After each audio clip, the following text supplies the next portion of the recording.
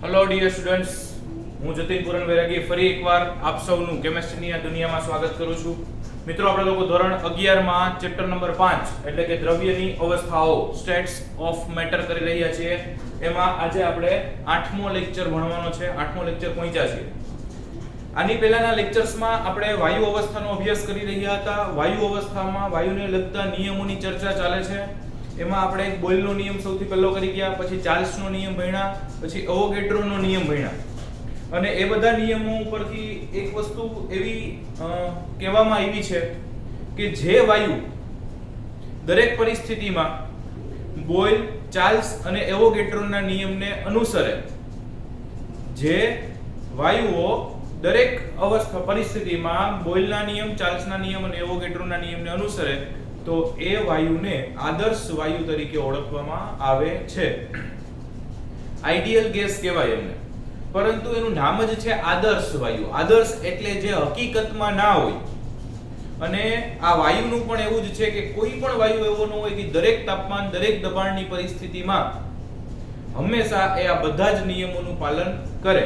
હા, જે લાક્ષણિક મતલબ કે સાચા વાયુઓ એટલે આદર્શ ના હોય એવા વાસ્તવિક વાયુઓ, અથવા બિનઆદર્શ એટલે જે હકીકતમાં હોય એવા વાયુઓ છે એ આદર્શ વાયુના નિયમોનું પાલન કરશે, પણ અમુક પર્ટિક્યુલર કન્ડિશનમાં કરશે. કે ભાઈ આ કન્ડિશનમાં એ આદર્શ વાયુના નિયમનું પાલન કરે, આમાં ન કરે, આટલા તાપમાનથી ઊંચા તાપમાને કરે, આટલા તાપમાનથી નીચા તાપમાને પાલન કરે, એવું બધું હોય. પણ દરેક પરિસ્થિતિમાં દરેક વખતે નિયમોનું પાલન થાય જ એવું જરૂરી નથી. રાઈટ? તો એ ને અનુલક્ષીને એવું કહી શકાય કે વાસ્તવમાં, હકીકતમાં કોઈ પણ વાયુ આદર્શ હોતો નથી. એ બધા બિનઆદર્શ વાયુ જ હોય. એટલે ક્યાંક ક્યાંક નિયમોનું પાલન થશે, ક્યાંક ક્યાંક નહીં થાય. પણ કહેવાય કોને આદર્શ વાયુ? તો કે જે દરેક પરિસ્થિતિમાં આ નિયમોનું પાલન કરે, એને અનુસરે, તો એને આદર્શ વાયુ કહેવાય. રાઈટ? હવે આજનો ટોપિક આપણે જે ચાલુ કરવો છે એ છે આદર્શ વાયુ સમીકરણ. આદર્શ વાયુ સમીકરણ એટલે કે આઈડિયલ ગેસ ઇક્વેશન. હવે આઈડિયલ ગેસ ઇક્વેશન છે એટલે કે આદર્શ વાયુ માટેનું સમીકરણ આપણે મેળવવું છે. તો પહેલો ક્વેશ્ચન એ થાય કે શેના ઉપરથી મેળવશું? તો એ શેના ઉપરથી મેળવવામાં આપણે અત્યાર સુધી જે વાયુના નિયમો ભણ્યા એમનો ઉપયોગ કરીને, એમને કમ્બાઈન કરીને જ આપણે આદર્શ વાયુ સમીકરણ મેળવવાનું છે, આઈડિયલ ગેસ ઇક્વેશન મેળવવાનું છે. સૌથી પહેલા આપણે બોયલનો નિયમ. હવે બોયલનો નિયમ યાદ હોય તો જો બધા જ નિયમો એકસાથે આવડવા જોઈશે. 1 by 1 તો આપણે થિયરી કરીને ભણી ગયા, ફાઇન, પણ એ બધા એકસાથે પણ આવડતા હોવા જોઈએ. તો એમાં બોયલનો નિયમ આપણે ભણ્યા કે અચળ તાપમાન અને અચળ મોલની સંખ્યા જેમાં હોય એવા વાયુ માટે એનું દબાણ છે એ કદના વ્યસ્ત પ્રમાણમાં હોય, અથવા કદ છે એ દબાણના વ્યસ્ત પ્રમાણમાં છે. બંને કહી શકાય. અહીંયા v ચલે છે 1/p, એટલે કે કદ છે એ દબાણના વ્યસ્ત પ્રમાણમાં હોય. એમાં આપણે કીધું હતું કે જેમ કદ ઘટશે એમ દબાણ વધશે, જેમ કદ વધશે એમ દબાણ ઘટશે. એટલે કે કદ અને દબાણ એકબીજાના વ્યસ્ત પ્રમાણમાં હોય, પણ તાપમાન અચળ હોય અને મોલની સંખ્યા અચળ હોય. આ બોયલનો નિયમ છે. પછી ચાર્લ્સ અંકલ આવ્યા હતા, એ એક નિયમ આપી ગયા. ચાર્લ્સે શું કીધું? તો કે એણે અચળ દબાણે અને અચળ મોલની સંખ્યા માટે નિયમ આપ્યો. એણે અચળ, ઓલાએ તાપમાન, બોયલે શું રાખ્યું હતું? તાપમાન અચળ હતું. અને ચાર્લ્સના નિયમમાં દબાણ અચળ રાખવામાં આવ્યું છે, અને દબાણ અચળ રાખી કદ અને તાપમાન વચ્ચેનો સંબંધ મેળવ્યો છે. અને એમાં આપણે એવું કીધું હતું કે કદ છે એના નિરપેક્ષ તાપમાનના સમપ્રમાણમાં v ચલે છે t. કદ છે એના નિરપેક્ષ તાપમાનના સમપ્રમાણમાં હોય, એટલે કે v ચલે છે t. ઓકે. અને ત્રીજું એવોગેડ્રોનો નિયમ કર્યો. એમાં પણ અચળ દબાણ અને અચળ તાપમાનની વાત હતી. તો અચળ દબાણ અને અચળ તાપમાને એનું કદ છે ઈ જો સમાન હોય તો એમાં રહેલા અણુઓની સંખ્યા પણ સમાન જ હોય. અચળ દબાણ હોય, અચળ તાપમાન હોય, અને જો કદ સરખા હોય તો એમાં રહેલા અણુઓની સંખ્યા પણ સરખી જ હોય, એટલે કે v ચલે છે n. તો ત્રણ નિયમો, બોયલનો નિયમ, ચાર્લ્સનો નિયમ, એવોગેડ્રોનો નિયમ. એકમાં છે v ચલે છે 1/p. કન્ડિશન્સ અલગ અલગ છે. v ચલે છે 1/p, v ચલે છે t અને v ચલે છે n. સપોઝ હું આમને સમીકરણ નંબર 1, 2 અને 3 આપું, તો આ ત્રણેય સમીકરણ પરથી સમીકરણ 1, 2 અને 3 પરથી શું કહી શકાય? તો કે સમીકરણ 1, 2 અને 3 પરથી આ ત્રણેયને ભેગા લખવા હોય તો કે તો આ ડાબી બાજુ તો v છે. ચલો સમજાઈ ગયું. ડાબી બાજુ v છે, ચલે છે 1/p t n, એટલે કે n t/p. 1/p n અને t આ ત્રણેયને ભેગા કરીને લખ્યા છે. આ બાજુ v n t/p. અને આ જે મળ્યું છે એ સમચલનની નિશાની છે. સમચલનની નિશાની કાઢવી તો v r n t/p. અહીંયા સપ્રમાણતાની નિશાની કાઢી છે તો સપ્રમાણતા અચળાંક શું મૂકી દીધો r મૂકી દીધો અને આને જે સારી ભાષામાં લખી શકાય PV nRT શું લખી શકાશે આને PV nRT અને જે PV nRT છે એ જ આદર્શ વાયુ સમીકરણ તરીકે ઓળખાય છે શેના તરીકે ઓળખાય છે તો કે આદર્શ વાયુ સમીકરણ બીજું કે આમાં તમે જોવા જાઓ તો દબાણ આવી જાય છે કદ આવી જાય છે મોલની સંખ્યા આવે છે તાપમાન આવે છે એટલે કે ચાર જે ચલ છે આપણે જે ચાર પેરામીટર્સ ની વાત કરતા હતા દબાણ કદ તાપમાન મોલની સંખ્યા ચારે ચાર ને સાંકળતું સમીકરણ છે અને ચારે ચાર આમાં સંકળાયેલા છે એટલે આને સંયુક્ત વાયુ સમીકરણ પર તરીકે પણ ઓળખવામાં આવે છે રાઈટ તો આદર્શ વાયુ સમીકરણ અને સંયુક્ત વાયુ ઓકે તો આદર્શ વાયુ સમીકરણ અને અવસ્થા સમીકરણ સંયુક્ત વાયુ સમીકરણ હવે આવશે અને અવસ્થા સમીકરણ કહેવાય કારણ કે દબાણ છે કદ છે મોલ છે અને T છે આ બધા જ આમની સાથે સંકળાયેલા છે એટલે આને અવસ્થા સમીકરણ કારણ કે કોઈ પણ પદાર્થની અવસ્થા છે આના જ આધારે નક્કી થશે એનું દબાણ કેટલું છે એનું કદ કેટલું છે એના મોલની સંખ્યા કેટલી છે તાપમાન કેટલું છે એ બધું એનાથી તો નક્કી થાય એટલે આ સમીકરણને અવસ્થા સમીકરણ તરીકે પણ ઓળખવામાં આવે છે અને જે અહીંયા R છે એ R ને સપ્રમાણતા અચળાંક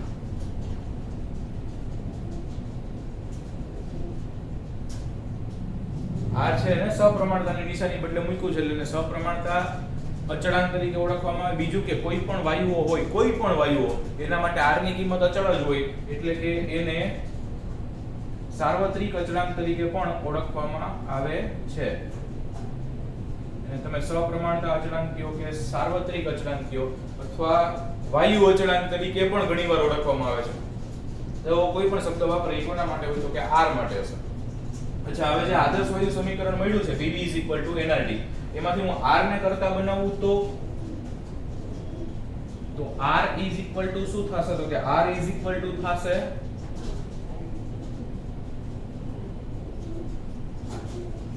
PV NT R શું થશે PV NT બીજું કે આ R ની કિંમત છે એ કોઈ પણ વાયુ માટે તાપમાન દબાણની પરિસ્થિતિ સમાન હોય એટલે એની કિંમત પણ સમાન થશે એટલે કે R ની કિંમત કઈ રીતે મેળવાતી હોય હવે સામાન્ય રીતે જોવા જાવ તો STP એ તમે લેતા હોય એટલે કે 273.15 ના અંતે તેમાં R ની કિંમત આપણે 8.314 લઈ છે પણ પ્રશ્ન થાય કે R ની કિંમત 8.314 આવી કઈ રીતે તો આજે આપણે સૂત્ર મેળવ્યું છે R PV NT એમાં તમે કિંમત મૂકી જુઓ તો R as it is PV NT P એટલે દબાણ એટલે 1 બાર એટલે 10 ની 5 ઘાત પાસ્કલ બાર અને પાસ્કલ નો સંબંધ શું તો કે 1 બાર બરાબર 10 ની 5 ઘાત પાસ્કલ તો અહીંયા 10 ની 5 ઘાત પાસ્કલ આવ્યું V કદ કેટલું છે તો કે 1 મોલ આદર્શ વાયુનું કદ 22.71 લીટર અથવા ગુણ્યા 10 ની -3 મીટર ક્યુબ થાય ઓકે તો 22.71 ગુણ્યા 10 ની -3 મીટર ક્યુબ છે 1 મોલ આદર્શ વાયુનું કદ STP n એટલે મોલની સંખ્યા એટલે 1 મોલ લીધું અને તાપમાન STP એટલે 0 સેલ્સિયસ તાપમાન 0 સેલ્સિયસ તાપમાન એટલે તો કે 273.15 કેલ્વિન તો અહીંયા મૂકો આપણે 273.15 કેલ્વિન કેલ્સીમાં સરસ સ્વિચો દબાવો એટલે સાદું રૂપ આપો એટલે આવશે 8.314 એકમ શું થયું તો કે પાસ્કલ મીટર ક્યુબ પર મોલ પર કેલ્વિન પાસ્કલ મીટર ક્યુબ પર મોલ પર કેલ્વિન પાસ્કલ મીટર ક્યુબ પર મોલ પર કેલ્વિન ઓકે અને એમાં થોડો ફેરફાર કર્યો પાસ્કલ ની બદલે 12 મૂક્યું એટલે 1 બાર બરાબર 10 ની 5 ઘાત પાસ્કલ તો એની કિંમત આમાં મૂકશો એટલે આ શું થયું તો કે 8.314 ગુણ્યા 10 ની -2 ઘાત 12 અને મીટર ક્યુબ ની બદલે શું લખી નાખ્યું લીટર મીટર ક્યુબ એટલે લીટર માં લખી શકાય kelvin inverse mall inverse as it is રાખ્યું અને હજી અમને 8.314 એઝ ઇટ ઇઝ અને આ જે કિંમત છે 12 લીટર 10⁻², રાઈટ? તો એમને તમે જૂલ માં ફેરવી શકો એટલે 12 લીટર એટલે જૂલ, તો જૂલ પર કેલ્વિન પર મોલ તરીકે ઓળખી શકાય. તો આ જે મળ્યું એ શું મળ્યું તો કે આ આપણને R ની કિંમત મળી, રાઈટ? આ આપણને શું મળ્યું તો કે R ની કિંમત મળી છે. હવે તમે જોવા જાવ તો આ જે છે એમાં તમે બહુ ઈઝીલી એવું કહી શકો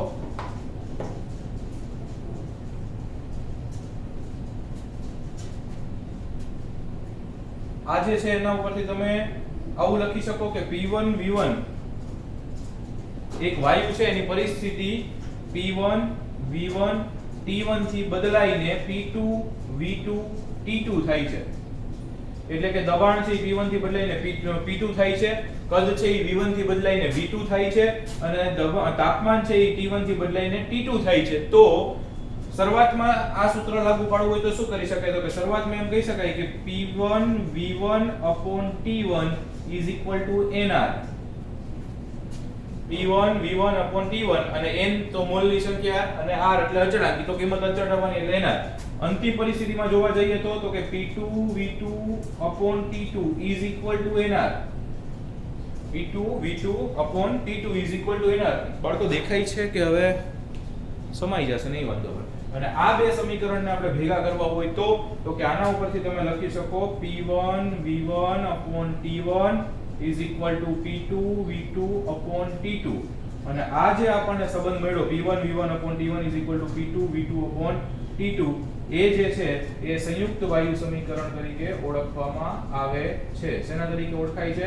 તો કે સંયુક્ત વાયુ સમીકરણ તરીકે ઓળખાય છે. કારણ કે એમાં આપણે એ ભેગા કર્યા છે બંને પરિસ્થિતિને, અને બંને પરિસ્થિતિને ભેગા કર્યા છે એટલે એ સંયુક્ત વાયુ સમીકરણ અથવા સંયુક્ત વાયુ નિયમ તરીકે ઓળખાય છે. ફાઇન, આટલું લખી શકો છો. ઓકે ફાઇન મિત્રો, નેક્સ્ટ છે ઉદાહરણ નંબર 3. એ ઉદાહરણ 3 માં આપ્યું છે આપણને 25°C તાપમાન અને 760 mm પારાના દબાણે વાયુ 600 ml નું કદ ધરાવે છે. એટલે તાપમાન આપ્યું છે, દબાણ આપ્યું છે અને કદ આપ્યું છે. વાયુનું કદ 640 ml થાય એટલે કદ બીજું કદ આપ્યું છે, ત્યારે તાપમાન 10°C થાય છે. એટલે બીજું તાપમાન આપ્યું છે તો બીજું દબાણ ગોતવાનું છે. ઓકે, તો સિમ્પલ છે. સૌથી પહેલા આપણે ડેટા લખવાનો પ્રયત્ન કરીએ કે પેલું T1 આપ્યું છે. T1 25°C એટલે 25 + 273. 25 + 273 એટલે 298 કેલ્વિન. હંમેશા કિંમતો શેમાં મૂકાશે? તો કે કેલ્વિનમાં. આ T1 થયું. પછી V1 આપ્યું છે, સોરી P1 આપ્યું છે 760 mmHg. 760 mmHg. અને ત્યારે V1 કેટલું છે? તો કે 600 ml. પછી આપણને આપ્યું છે 640 ml એટલે V2 આપ્યું છે 640 ml. તાપમાન 10°C એટલે T2 આપ્યું છે 10 + 273 એટલે 283. દબાણનું મૂલ્ય એટલે P2 પૂછ્યું છે. P1 આપ્યું, T1 આપ્યું, V1 આપ્યું, V2 આપ્યું, T2 આપ્યું, P2 પૂછ્યું છે. તો આપણે હમણાં જ લખ્યું ને સંયુક્ત વાયુ સમીકરણ. બસ એ સંયુક્ત વાયુ સમીકરણ અથવા સંયુક્ત વાયુ નિયમ એનો જ ઉપયોગ કરવાનો છે.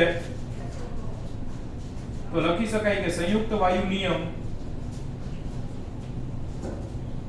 P1 V1/T1 P2 V2/T2. એના પરથી કિંમતો મૂકવાનો. હવે આમાંથી હું P2 ને કરતા બનાવી દઉં. P2 ક્યાં ગયો? તો કે આ રહ્યો. આમને કરતા બનાવી દઉં તો શું વધે?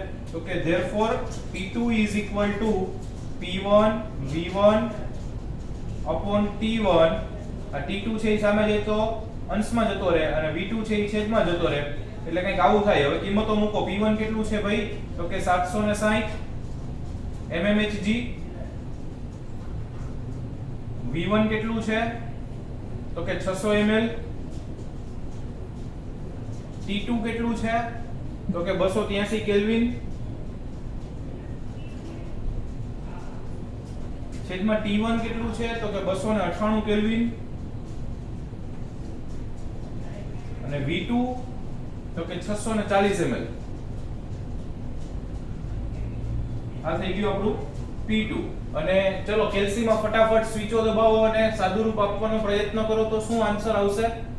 કેલ્ક્યુલેટરમાં સાદુરૂપ આપશો તો શું આન્સર આવશે? તો કે કેલ્ક્યુલેટરમાં સાદુરૂપ આપતા 676.6 mmHg આન્સર આવશે. 676.6 mmHg આવો આન્સર આવશે. 676.6. ઓકે, આવો આન્સર આવશે. તમે જોવા જાવ કે આ કેમ ખબર પડ્યો આપણને એકમ? તો કે એકમ તો આમે અહીંયા mmHg માં આપ્યું તો એ જવાબ આવી mmHg માં જ આવે. અને છતાં આના પરથી જો અહીંયા કેલ્વિન ઉડી જશે, ml ઉડી જશે. વધશે શું? તો કે mmHg. એટલે 676.6 mmHg એવો આન્સર આવશે. આ થઈ ગયું ઉદાહરણ 3. રાઈટ, લખી શકો છો.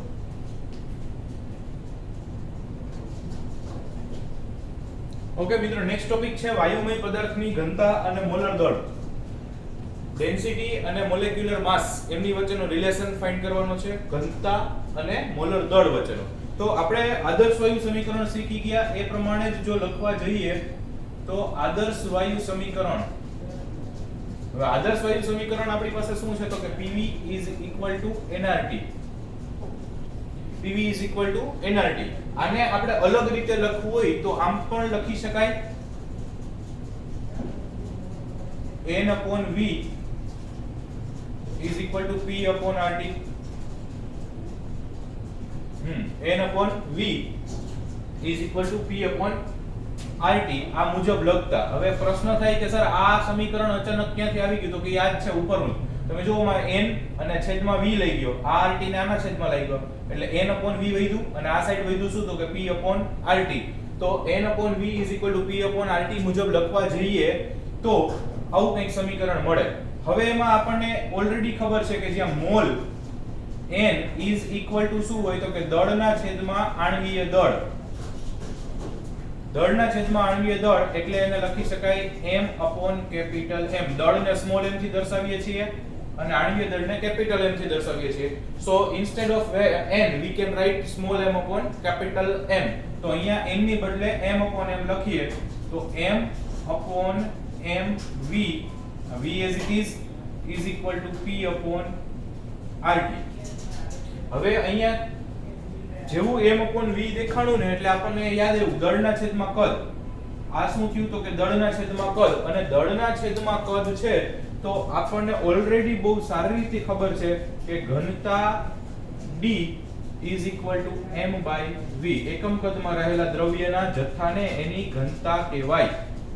તો ઘનતા બરાબર ઘનતા D is equal to m/v. So m/v ની જગ્યાએ આપણે શું મૂકી શકીએ તો કે m ની જગ્યાએ આપણે મૂકી શકીએ ઘનતા D.